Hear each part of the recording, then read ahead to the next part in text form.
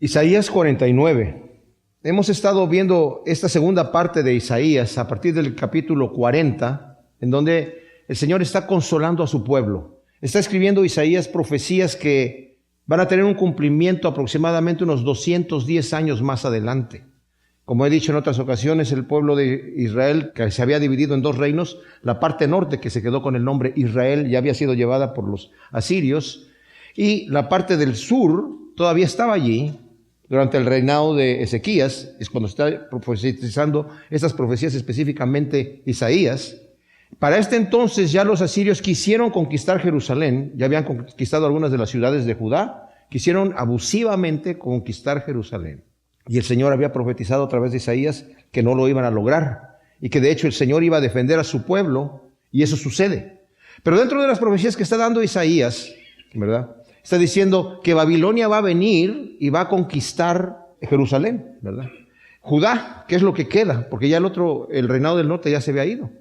Y los judíos que estaban allí, confiados en que no les iba a pasar nada, a pesar de que vieron que las profecías dichas acerca de Israel se cumplieron al pie de la letra y que fueron deportados, los reyes del norte nunca quisieron escuchar a los profetas y vino el juicio de Dios. Los mismos profetas dicen, a pesar de que ustedes vieron esas situaciones allá con Israel, con su hermana mayor, no escucharon a Dios. Entonces al final el Señor va a tener que hacer un juicio con Judá también y van a ser deportados a Babilonia.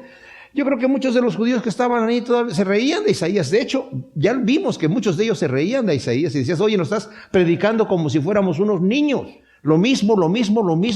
Estás repitiendo demasiado tus profecías. ¿Y saben qué? Es muy repetitivo Isaías y lo tiene que ser porque la gente no quiere escuchar. La gente no quiere escuchar. Es impresionante. El libro más vendido en el mundo es la Biblia. Pero ¿cuántos quieren realmente escuchar? Hay muchos que dicen, yo ya leí la Biblia, yo ya no necesito, o sea, ya sé lo que dice ahí. Sí, pero la Escritura no la debemos entender intelectualmente. No es a través de la sabiduría humana que nosotros vamos a entender las cosas divinas. Dice la Escritura que tenemos que tener el Espíritu de Dios. Entonces, este pueblo de Dios estaba endurecido. Dios lo había llamado, era un pueblo escogido. Era un pueblo que tenía todas las bendiciones puestas. En la alfombra roja, Señor, la había tendido. Y ahora vamos a ver algunas de las advertencias que el Señor les dio desde Moisés, en el libro de Levítico. Más adelante, en el libro de Deuteronomio, lo mismo les vuelve a repetir el Señor. Si ustedes obedecen mis mandamientos, que son buenos para ustedes, estos mandamientos son buenos para ustedes. Si ustedes los obedecen, yo me comprometo a bendecirlos abundantemente. Sus enemigos no van a poder con ustedes. Ustedes van a ser cabeza y no cola, van a tener en abundancia riquezas. No van a tener abortos nunca ni de los animales. Sus cosechas van a ser abundantes. Yo los voy a bendecir. Pero si me desobedecen, les va a ir mal. Yo voy a estar en contra de ustedes. Y el Señor ya sabía que el pueblo iba a desobedecer. Y todo lo que el Señor les advierte que iba a suceder, eso es lo que le sucede. ¿De dónde viene tanto antisemitismo, verdad? ¿Por qué han padecido tanto el pueblo judío por la rebelión que han tenido con Dios, verdad? Y aquí les está diciendo Isaías, va a venir un pueblo, Babilonia. Babilonia ya existía, pero era una nación chiquitita.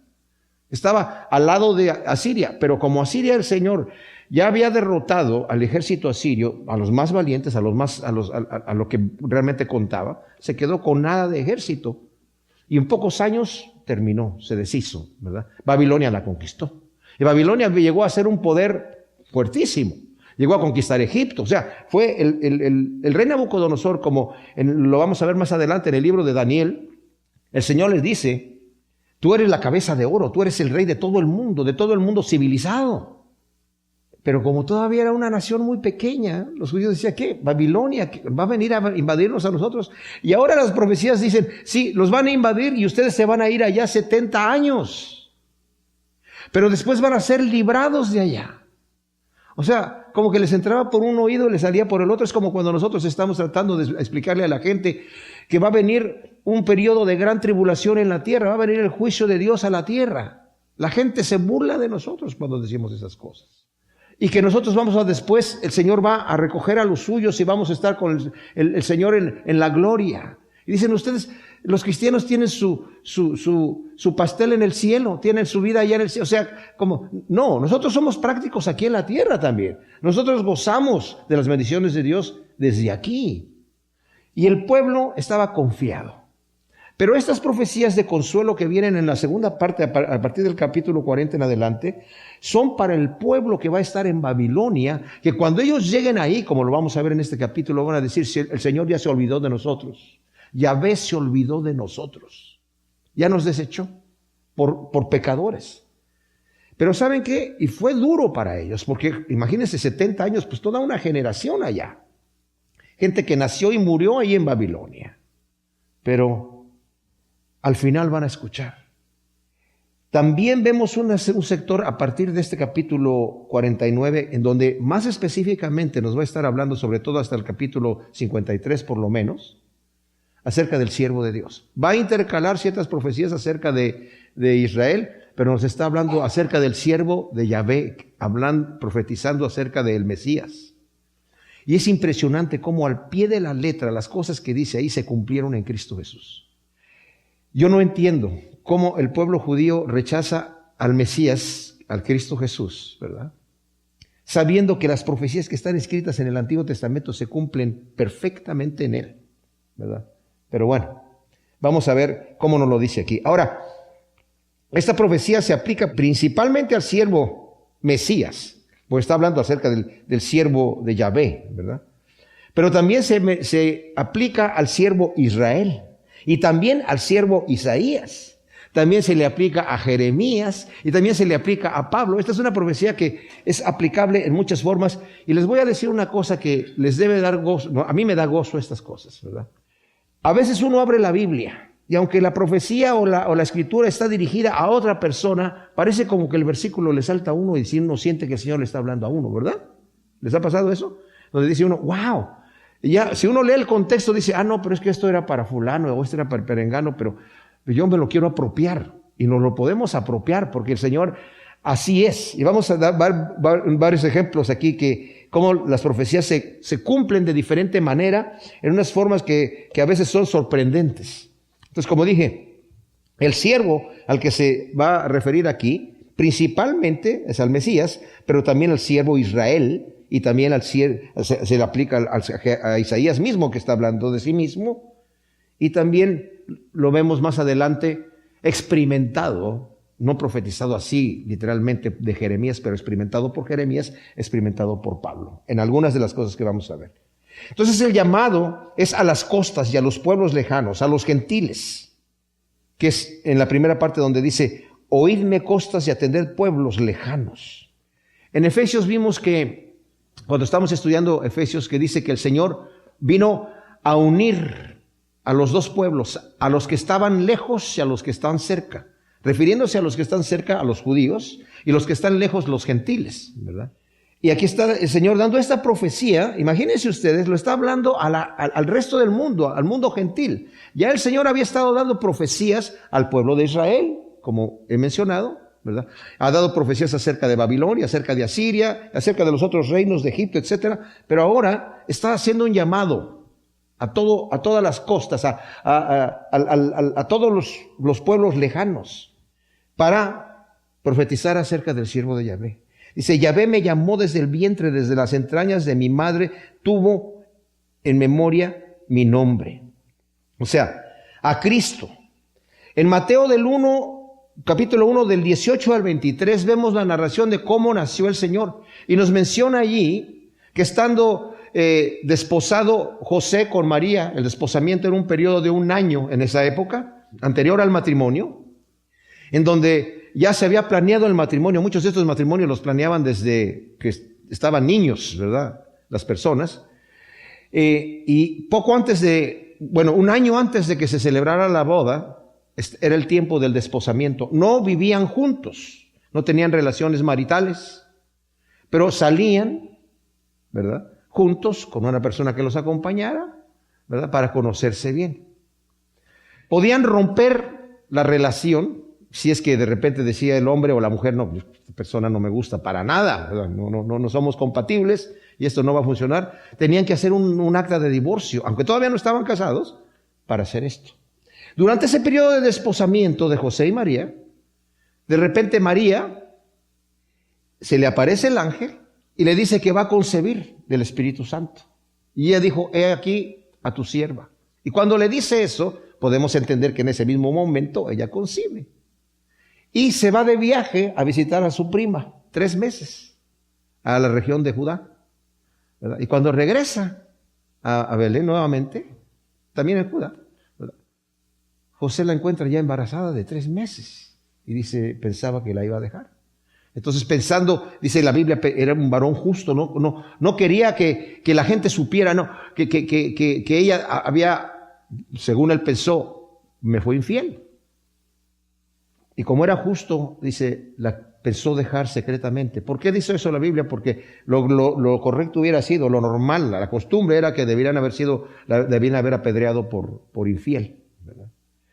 Y se le aparece el ángel a José en sueños y le dice, José, no temas tomar a tu mujer, porque lo que está en su vientre es del Espíritu Santo. Y tanto a María como a José, el Señor le dice, el niño que tú vas a tener, le vas a poner por nombre Jesús, Yahshua, que significa Ya, de Yahvé, Shua, nuestra salvación. O sea, esto se aplica a Cristo. Me llamó desde el vientre de mi madre, ¿verdad? Yahvé. Y también se le aplica a Israel. Vimos aquí en el capítulo 44, ya lo estudiamos anteriormente. En el versículo 2 dice, así dice Yahvé, hacedor tuyo, el que te formó desde el seno materno, tu ayudador, no temas, siervo mío, Jacob. ¿Verdad? Desde el seno materno te estoy poniendo aquí tu nombre. Y luego le dice, tú, Jesurún, mi escogido. Jesurún es una palabra de cariño, un diminutivo aplicado a Israel, ¿verdad? A Isaías, pues obviamente lo que estamos leyendo aquí en el versículo 1, ¿verdad? Del capítulo 49. A Jeremías, en el capítulo 1, versículo 5, dice, antes que te formara en el vientre antes de que te formara en el vientre, te conocí. Antes que salieras de la matriz, te consagré, te di por profeta a las naciones. Y Pablo, en Gálatas también, ya lo estudiamos, ¿verdad? Explica y nos dice así en el capítulo 1, versículo 15, cuando el Señor me separó desde el vientre de mi madre y me llamó por su gracia, se agradó de revelar a su Hijo en mí. Pero ¿saben qué? También se aplica a nosotros, de cierta manera, porque el Señor también nos escogió desde el vientre de nuestra madre. Pero estamos hablando aquí del siervo de Yahvé, aplicado principalmente, como dije yo, a Cristo. Y luego dice, hizo de mi boca espada afilada, me cubrió con la sombra de su mano, hizo de mí saeta aguda, me guardó en su aljaba. En Hebreos 4:12 dice que la palabra de Dios es como una espada de doble filo, más cortante que una espada de doble filo, ¿verdad? Que discierne los pensamientos. O sea, es una espada afilada. Pero también en Apocalipsis 1:16 y 2:12 y también 2:16 está Juan viendo al Señor que dice que de su boca salía una espada. Y más adelante dice que el mismo anticristo va a ser destruido con la espada de la boca del Señor. O sea, definitivamente se está refiriendo aquí al Señor cuando está hablando de la espada afilada. Dice, me cubrió con la sombra de su mano, me guardó.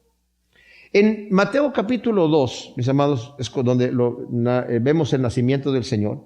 También vemos que cuando ya nace, se le aparece el ángel a José, por cuanto se calcula que cuando el Señor tenía aproximadamente 2 años, porque a veces tenemos la historia nosotros, ¿verdad? Que el niñito Jesús está el bebito ahí que acaba de nacer en el pesebre y llegan los reyes del oriente a darles el incienso y todo eso. No, pero el niño ya vivía en su casa, ya no estaban en la cueva, en el pesebre, ¿verdad? Ya estaba en su casa, ¿verdad? Y cuando está en su casa es cuando vienen estos hombres de oriente, pero cuando llegan con una comitiva allá a Jerusalén, ¿verdad? Y los ve Herodes, y Herodes, ¿qué es esto? ¿Quiénes son estos hombres que vienen de oriente?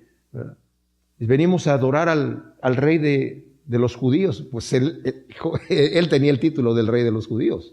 Digo, pues el rey de los judíos soy yo. Dice, no, es que ha nacido el otro rey. Entonces Herodes mataba a todo mundo que le fuera a hacer competencia, ¿verdad? Y le dice, bueno, indaguen en dónde está el niño, ¿verdad? Y cuando sepan, me dicen para yo también ir a adorarlo. Ya conocemos la historia, ¿verdad? Que los reyes fueron avisados también por el ángel en sueños que se fueran a otro lado, que no regresaran, y se van. Y luego le dice el ángel a José, llévate al niño a Egipto porque Herodes va a procurar matarlo. Entonces se van. Y ahí sucede que Herodes después manda matar a todos los niños menores de 2 años. Me guardó del Señor, dice, me cuidó, me escondió. Y me dijo, Israel, tú eres mi siervo, en ti me glorificaré. ¿Cómo le puede decir el Señor al Señor Jesús Israel? Bueno, porque el nombre Israel significa el campeón de Dios. También el que prevalece con Dios. El Señor toma el nombre de Israel. El Señor le cambió el nombre a Jacob y le puso el nombre de Israel, ¿verdad? Y es el mismo nombre que Él lo toma también para Él. Por eso también dije, aquí vemos al siervo como Israel, pero se está refiriendo al siervo de Dios. Mientras yo me decía, en vano me he fatigado, en viento y en nada he gastado mis fuerzas. En realidad mi causa estaba siendo defendida por Yahvé. Ahora, aquí Isaías directamente se queja, igual que Jeremías en el versículo 20, capítulo 9, de haberse fatigado en vano. Pero el mismo Isaías aún profetiza del Mesías, ¿verdad? En el capítulo 65, versículo 2, todo el día extendí mis manos hacia un pueblo rebelde que anda por camino no bueno, en pos de sus propios pensamientos. O sea, el mismo Señor Jesucristo cuando estaba en la tierra, llegó a veces que les dijo a sus discípulos, ¿verdad? Fatigado, diciendo, ¿hasta cuándo te debe estar con ustedes? ¿Verdad? O sea, pero yo lo veo más bien aplicado, y esto es un detalle que en las profecías que estamos viendo aquí, mis amados, hay de repente como que hay partes que se cumplen exclusivamente para Isaías, otras para el Señor Jesucristo. No podemos tomar todo igual que los salmos de David, ¿verdad? A unos que son mesiánicos, no todo está aplicable así directamente al Señor Jesucristo, sino muchas de esas cosas las estaba diciendo de sí mismo David, y en este caso también lo está diciendo aquí Isaías. Y en realidad debemos entender una situación. Muchos de los profetas, de hecho nos lo dice la Escritura que así era, no entendían sus propias profecías a veces. Había cosas que eran obvias, que las entendían claramente, pero había cosas que decían, esto no sé para qué lo dije, o por qué lo dije, por qué me lo dio el Señor para escribirlo. Y por eso dije yo que a veces cuando leemos el capítulo 61 de Isaías, cuando el Señor empieza a leer esa porción de Isaías en Nazaret, se para en un lugar a medio versículo, ¿verdad? Porque esa segunda parte, el día de venganza de Jehová, es el día de la tribulación que todavía no llega. Entonces el Señor viene primeramente a cumplir la primera parte, a dar libertad a los cautivos, a darle vista a los ciegos, ¿verdad? Etcétera. Pero no el día de venganza todavía. Entonces nos puede confundir un poco, pero espero que no nos confunda Isaías aquí en estas cosas, ¿verdad? Sino más bien que podamos entender que hay ciertas cosas se aplican. No obstante, se cumple su propósito y da recompensa a su siervo, dice aquí. Vemos nosotros que en Filipenses nos dice, el capítulo 2, que el Señor cumple el propósito del Señor Jesús, que se hizo siervo, ¿verdad? Se hizo siervo y dice, por lo cual Dios también lo exaltó hasta lo sumo y le dio nombre que es sobre todo nombre, para que en el nombre de Jesús se doble toda rodilla de los que están en los cielos y en la tierra y debajo de la tierra, y toda lengua confiese que Jesús es el Mesías, para la gloria de Dios Padre. Esto lo podemos aplicar a nosotros, mis amigos, mis amados, en este sentido. Muchas veces estamos trabajando en la obra del ministerio y estamos diciendo, me estoy fatigando en vano. ¿Cuántas veces hacemos esfuerzos para predicar el Evangelio, para alcanzar gente para Cristo? Y de repente vemos que no hay fruto. A mí me ha pasado muchísimas veces y hasta casi me he quejado con el Señor. O simplemente digo, las personas que estuvieron trabajando conmigo no hicieron su trabajo. Estuvimos predicando y no hubo seguimiento, no se organizó la cosa bien. Perdimos nuestro tiempo. Una vez en Costa Rica, yo fui hace muchos años en Costa Rica, como en el 83 me parece. Estuvimos predicando por todos lados, dando conciertos y se convertía muchísima gente, muchos jóvenes. Y yo de repente digo, bueno, estábamos trabajando con un misionero, digo, oye, no se está haciendo ningún seguimiento. Le digo al misionero, ¿y en dónde se reúnen? En mi casa. Pues vamos a hacer unos folletitos con tu dirección para dársela a los jóvenes. No, yo no quiero que estos jóvenes se vayan a venir a mi casa. Bueno, entonces vamos a poner tu teléfono para que por lo menos te llamen. No, yo no quiero que esta gente tenga mi teléfono. Dije yo, pues ¿qué estamos haciendo aquí? Todo un mes predicando Y todos los días que salíamos, aceptaban al Señor unos 200, 300 personas.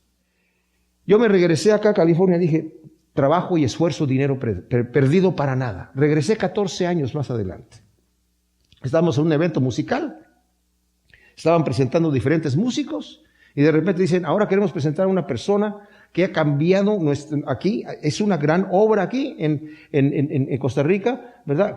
Que su ministerio tuvo un fruto tal que se levantaron pastores, se levantaron diferentes siervos, dueños de radios cristianas, empresarios cristianos, mucha gente conoció al Señor. Y yo dije, ¿a quién van a presentar?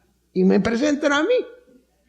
¿Y saben qué? No para gloria mía, porque no fue mi gloria. El Señor me dijo, así era, me dio 2 bofetadas, ¿verdad? Tú cállate.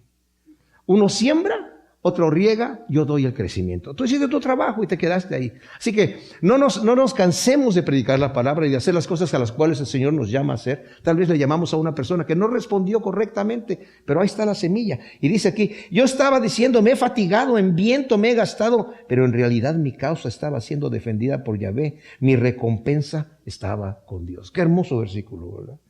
Y luego dice el versículo 5. Ahora pues, Yahvé, que me formó desde el vientre como siervo suyo para que le trajera a Jacob y le reuniera a Israel, tanto así me ha honrado Yahvé y mi Dios ha sido mi fortaleza. Dice así, cosa muy liviana es que seas mi siervo y restablezcas las tribus de Jacob y restaures el remanente de Israel. He aquí, yo te pongo por luz de los gentiles, para que mi salvación alcance los confines de la tierra. Así dice Yahvé, el Redentor y el Santo de Israel, al despreciado de los hombres, al aborrecido de los gentiles, al esclavo de los tiranos. Reyes te verán y se levantarán, príncipes se postrarán a causa de Yahvé, que es fiel, el Santo de Israel, que te escogió. Y ya vimos aquí, esto definitivamente es para el Mesías. Vimos que cuando lo tomó Simeón en el templo, y vio al niño que lo llevaban allí para presentarlo, dijo, este va a ser luz para los gentiles. Y ya después que profetizó todo lo que iba a hacer, dice, Señor, ahora ya puedes dejar ir tu siervo en paz, porque mis ojos han visto la salvación de Dios. Pablo y Bernabé también usan esta escritura en Hechos 13:46, cuando llegan a Antioquía de Pisidia y reciben el evangelio mucha gente. Los judíos tienen muchos celos y levantan en contra de ellos a muchas personas, y de repente los principales de la ciudad los sacan de la ciudad y los echan de la ciudad, y ellos sacuden los pies, el polvo de sus pies, y dicen, nos vamos a los gentiles porque el Señor así lo ha escrito, que tú vas a ser, y justamente cita este texto aquí, ¿verdad? Vas a ser luz de los gentiles y salvación hasta los confines de la tierra. Y también el siervo Mesías, habiendo sido rechazado por los judíos, muerto y resucitado, permanece a la diestra del Padre, y ante él, como acabamos de leer en Filipenses, se va a doblar toda rodilla y toda lengua va a confesar que Jesucristo es el Señor, para la gloria de Dios Padre. Luego en el versículo 8 del capítulo 49, aquí Isaías pasa a otro tema. Acabamos de leer la profecía, primera parte de este capítulo, hasta el versículo 1 al 7, refiriéndose principalmente a Cristo Jesús, ¿verdad? Es aplicable, Pablo, como ya leímos, Pablo aplica algunas de estas escrituras para él mismo, y también vimos que es aplicable a Israel y es aplicable incluso al mismo Isaías y también a Jeremías. Y ahora, en esta porción de aquí, él entra en el tema de la consolación. Como dijimos, desde el capítulo 40, cambia de tema completamente Isaías y empieza a escribir profecías para un pueblo que va a estar en Babilonia. Van a estar allá. Esas profecías la gente en el momento no las entendía porque no eran para ellos en ese momento. El pueblo de Israel va a ser llevado a Babilonia por su rebeldía. Y estando allá se van a desesperar. Y van a decir, ahora el Señor ya nos ha olvidado, ahora ya no tenemos remedio. Pero como vamos a ver, el Señor les advirtió. Dice el versículo 8, así dice Yahvé, en tiempo aceptable te respondí, en el día de salvación te ayudé. Te guardaré y te daré por pacto al pueblo, para que le restaures la tierra y repartas las heredades asoladas. Para que digas a los cautivos, salid, y a los que están en tinieblas, venid a la luz. Aún por los caminos podrán pastar, y por todas las duras tendrán pastizales, no tendrán hambre ni sed, ni los herirá el calor abrasador, ni el sol, porque los conduce el que los compadece, los guía a manantiales de agua. O sea, el Señor le está hablando, mis amados, Dice, en tiempo aceptable y en día de salvación, que obviamente se refiere a la liberación del cautiverio babilónico. Esta profecía principalmente, directamente, su primera aplicación es a la gente que está allá. Dice, estoy escuchando tu clamor y en día aceptable te estoy liberando. Pero Pablo lo cita en referencia a la gracia salvadora de Cristo Jesús en 2 de Corintios 6:2, refiriéndose a nosotros, que el Señor nos está diciendo a nosotros que en tiempo aceptable nos ha escuchado, ¿verdad? Y en el día de salvación. O sea, nosotros no hemos venido al Señor porque nosotros venimos al Señor, por nuestro deseo. El Señor nos trajo hacia Él. Y nos trajo y dice, este es el tiempo aceptable. Si nosotros hacemos realmente un análisis de nuestra conversión, de cómo llegamos a Cristo Jesús, por mucho que le pensemos, nosotros no hicimos, por voluntad propia no tomamos la decisión, no dijimos, ¿sabes qué? Se me hace que yo voy a buscar a Dios y voy a aceptar a Cristo Jesús como mi Salvador. ¿Qué estoy haciendo sin Cristo Jesús? Eso no lo pensó nadie, ¿verdad? Sino el Señor nos atrajo. Y ya una vez que nos atrajo, nos abrió los ojos y nos abrió el corazón. Es una cosa maravillosa lo que Dios ha hecho, ¿verdad? Lo que Dios ha hecho, lo ha hecho de esa manera. Como les he dicho, esas son cosas que las podemos aplicar a nosotros. En Mateo 2:15, quiero nada más que vean aquí como un ejemplo, cómo a veces las profecías se aplican no necesariamente a las cosas que nosotros pensamos, ¿verdad? O sea, como el Señor se le aparece a José para decirle que se vaya a Egipto, porque Herodes va a andar persiguiendo al niño para matarlo, ¿verdad? Y en el versículo 15 dice, en versículo 14 dice, se levantó pues José, tomó de noche al niño y a su madre y se fue a Egipto. Allá se quedó hasta la muerte de Herodes, para que se cumpliera lo dicho por el Señor mediante el profeta cuando dijo, de Egipto llamé a mi hijo.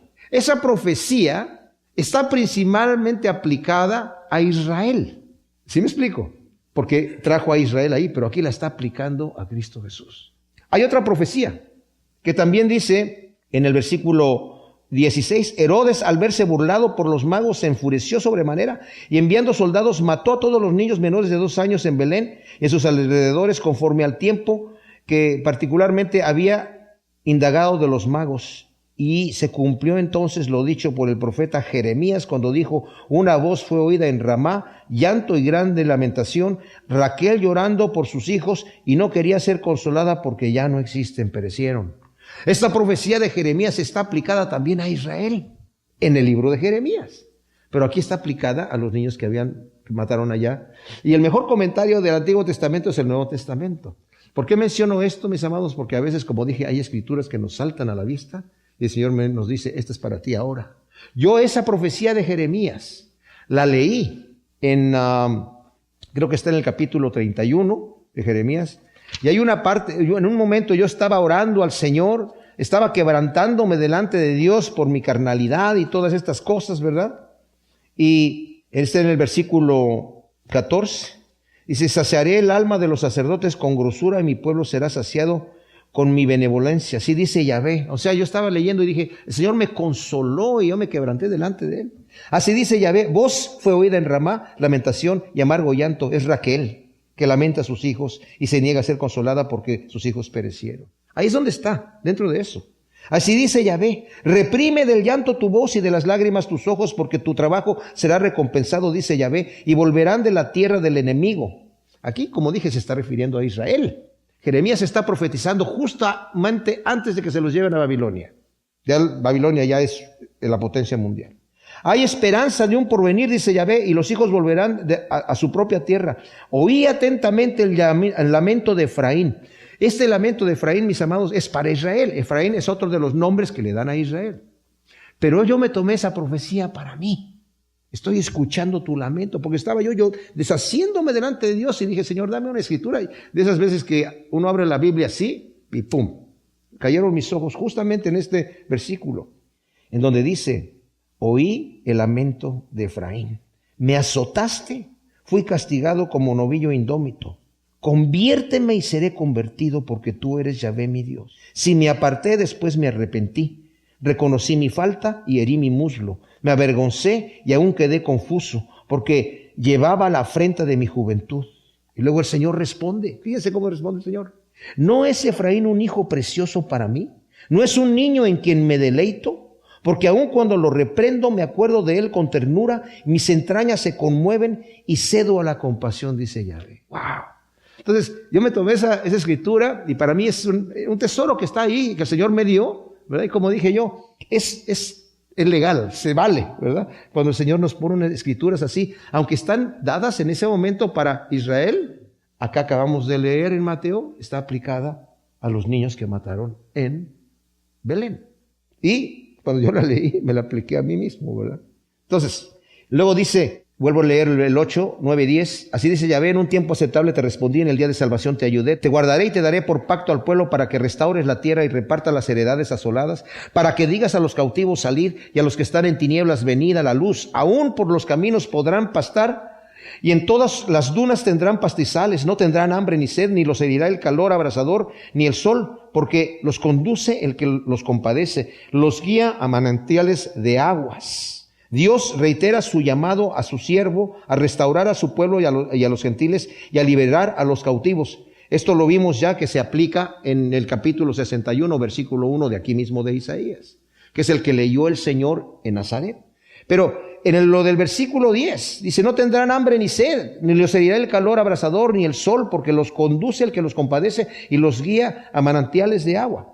Está obviamente aplicable a la gente que van a traer de Babilonia. El Señor les va a decir, yo los voy a llevar por el desierto y no les va a faltar nada. En el libro de Esdras, mis hermanos, cuando nosotros leemos cómo llegaron allí, ¿verdad? Y ya que por fin, por los decretos de tanto de Ciro y después, posteriormente, de Darío, ¿verdad? El rey Medo y el rey persa, envían al pueblo de Israel de regreso, y dice Esdras, como yo había hablado de que mi Dios es el Dios todopoderoso, dice, me dio vergüenza pedirle al rey protección en el camino, porque normalmente pues había ladrones en los caminos, para que nos libren, porque iban con tesoros, iban con muchas cosas, para ofrecer sacrificios y todas estas cosas. Les dieron mucho dinero el rey, mucho oro, mucha plata. Dice, pero confiamos en nuestro Dios y nuestro Dios nos llevó sin ningún problema, cumpliéndose esta profecía que está dada aquí.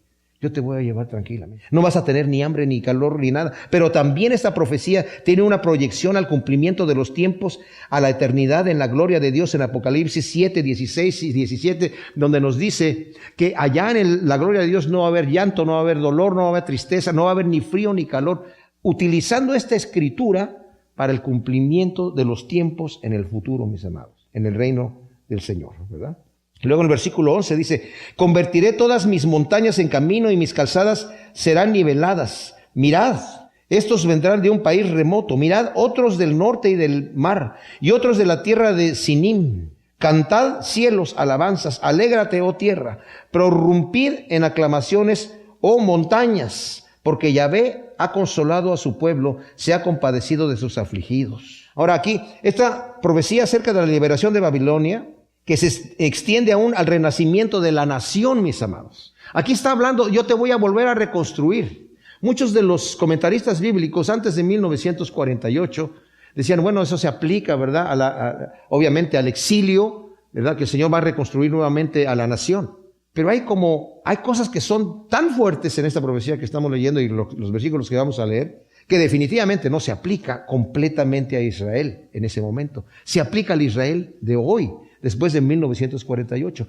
Muchas de las profecías en donde el Señor dice que va a restaurar a Israel, algunos de los comentaristas bíblicos antes de esta fecha, de 1948, decían, pero tal vez se está refiriendo a Israel como a la iglesia del Señor, porque no tenían idea que el Señor iba a hacer el milagro de que se iba a volver a restablecer la nación. ¿En la historia, en dónde ha acontecido una cosa así, mis amados? Dos fenómenos impresionantes. Que el pueblo de Israel nunca perdió su identidad.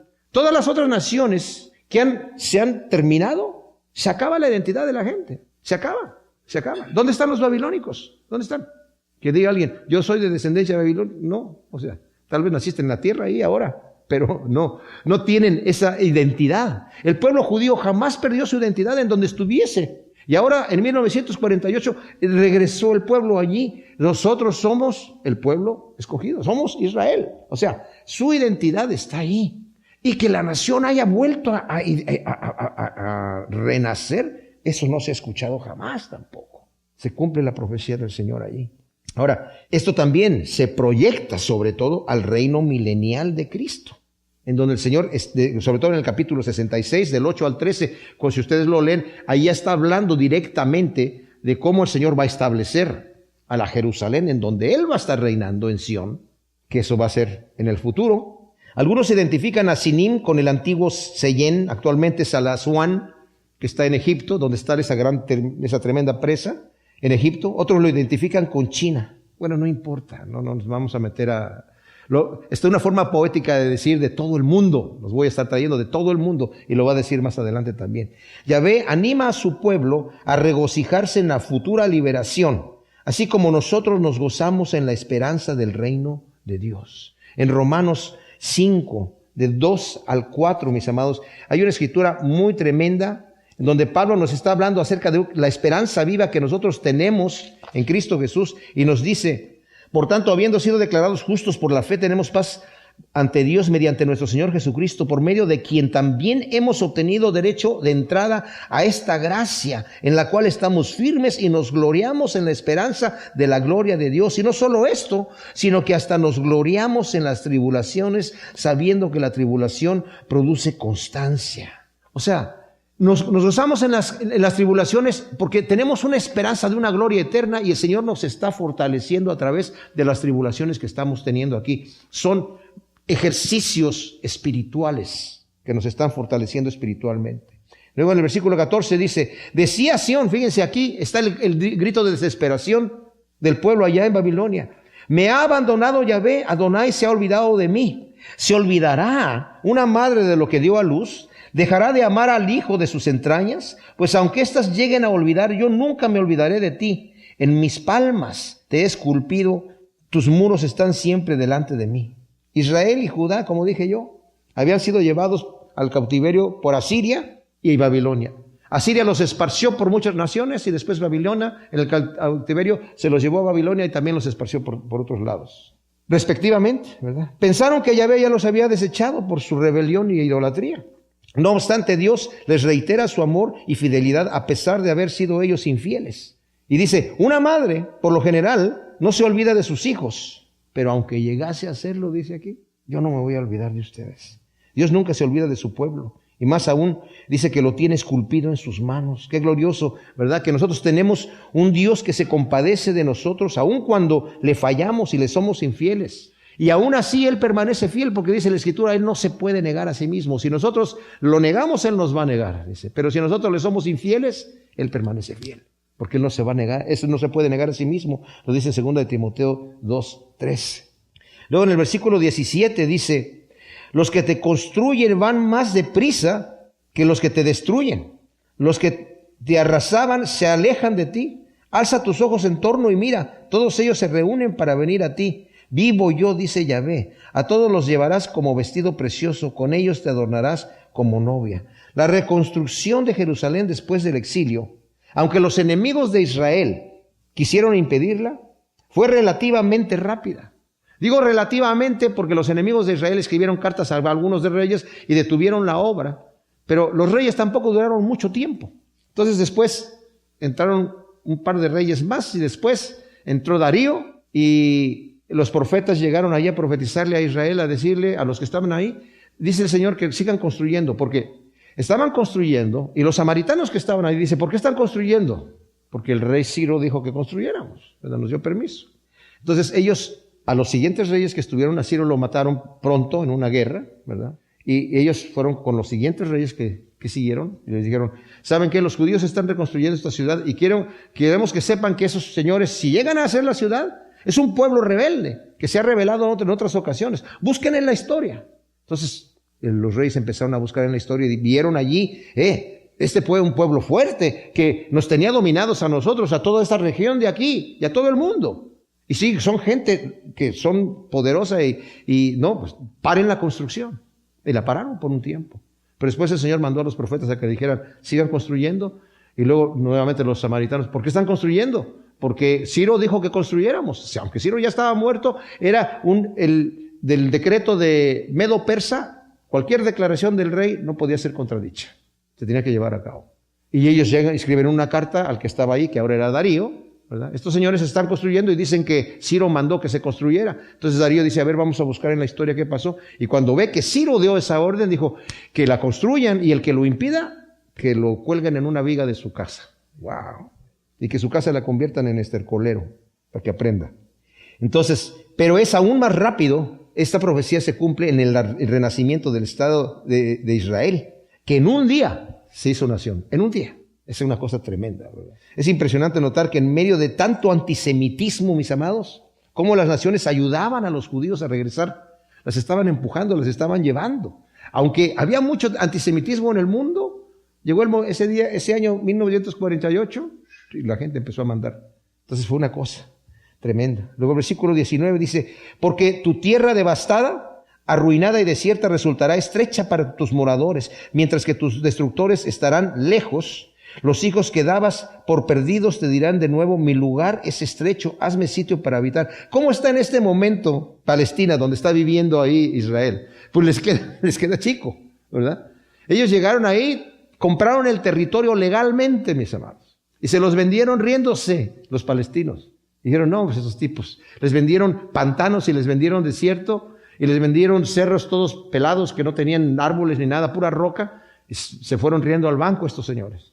Y los judíos secaron los pantanos con eucaliptos y plantaron, el Señor les dio sabiduría para plantar los desiertos, inventando el riego de goteo.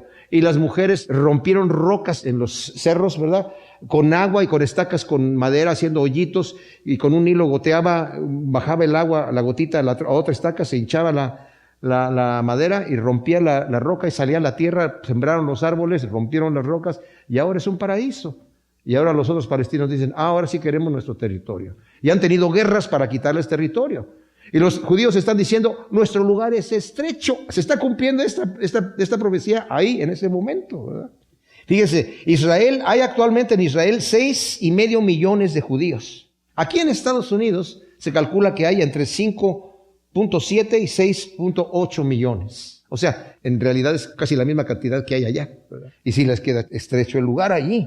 Además que siempre están teniendo todas estas guerras constantemente. Entonces dice el versículo 21, y te preguntarás, ¿quién me parió a estos? Yo que estaba sin hijos y estéril, ¿quién me los ha criado? Yo que me había quedado sola, ¿de dónde vienen estos? Así dice Adonai Yahvé. He aquí, con mi mano hago seña a las naciones y alzo mi estandarte a los pueblos para que traigan a tus hijos en brazos, para que tus hijas sean llevadas al hombro y sus reyes sean tus ayos y sus princesas tus nodrizas. Rostro en tierra te darán homenaje, lamerán el polvo de tus pies y sabrás que yo soy Yahvé y que los que esperaban en mí no serán avergonzados. El pueblo de Israel fue dispersado entre las naciones, como dije, tanto en las deportaciones de Asiria y Babilonia, como después de la destrucción de Jerusalén en el año 70 después de Cristo por Tito. Pero a pesar de eso, Dios los ha vuelto a reunir como prometió. Esa promesa la pueden leer en Levítico 26 del 40 al 45.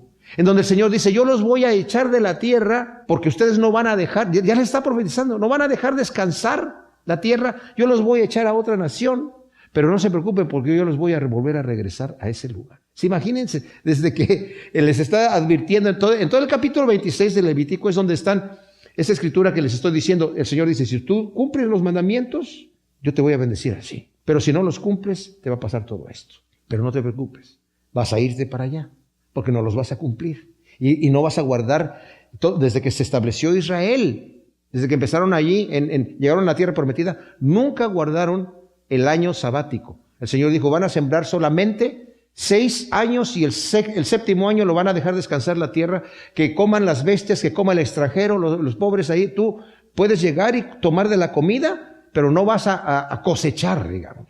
Y yo te prometo que en el año 6º yo te voy a dar 3 tantos de cosecha. Vas a hacer tanta tu abundancia que todo el año que no puedes sembrar y no puedes cosechar, vas a tener suficiente para comer. Y para comer el siguiente año que vas a estar plantando la nueva planta. Y hasta el otro año vas a poder comer. Pero no lo hicieron así, entonces fueron deportados a Babilonia.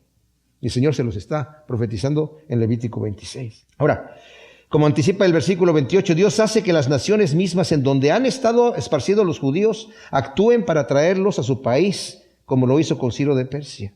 Y Dios también ha utilizado a organizaciones cristianas que están pagando vuelos para llevar judíos todavía a Israel, los que quieren ir. Versículo 24 dice, ¿le será arrebatado el botín al guerrero? ¿Se librará el cautivo del tirano? Esto dice Yahvé, sí, el cautivo será librado del guerrero y el botín será arrebatado del tirano. Yo mismo defenderé tu causa, yo mismo salvaré a tus hijos. Haré a tus opresores comerse su propia carne, como de vino embriagarse en su propia sangre, y toda carne sabrá que yo soy Yahvé tu Salvador, y que tu Redentor es el fuerte de Jacob.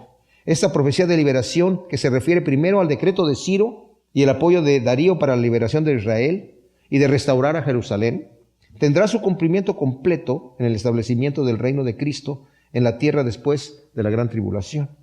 Y aunque vemos ahora mucho antisemitismo hoy, los enemigos de Israel se multiplican, ¿verdad? Dios juzgará a sus enemigos y los enemigos de su pueblo, trayendo la victoria final.